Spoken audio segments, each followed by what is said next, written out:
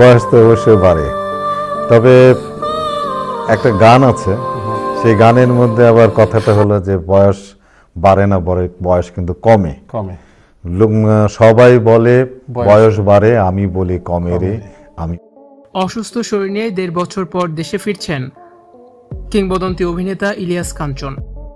১ বছরেরও বেশি সময় ধরে লন্ডনে চিকিৎসা নিয়েছেন নন্দিত অভিনেতা ইলিয়াস কাঞ্চন। অবশেষে তিনি দেশে ফিরছেন।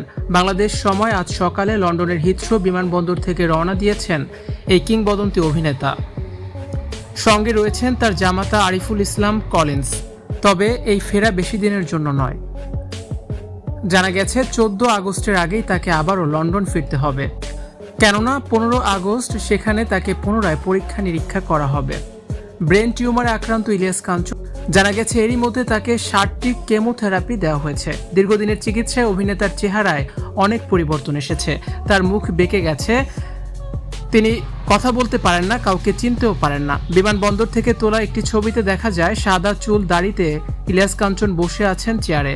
তার সফর সঙ্গীরা রয়েছেন পেছনে দাঁড়িয়ে।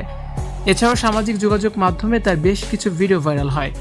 তার জামাতা জানায় এতদিনের চিকিৎসায় আশানুরূপ উন্নতি হয়নি অভিনেতার। তিনি বলেন, আমাদের কনফিডেন্স লেভেলটা কমে এসেছে। তার পরিবার লন্ডনের সর্বোচ্চ চিকিৎসা সেবা দিয়েছে, অথচ আশানুরূপ কিছুই হয়নি।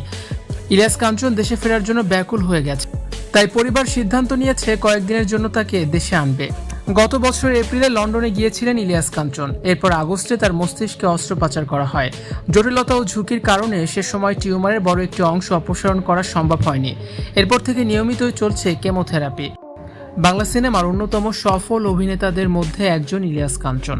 রেকর্ড সৃষ্টিকারী সিনেমা বেদের মেয়ে জ্যোৎস্না সহ তার ঝুলিতে রয়েছে অসংখ্য ব্যবসা সফল ও নন্দিত সিনেমা।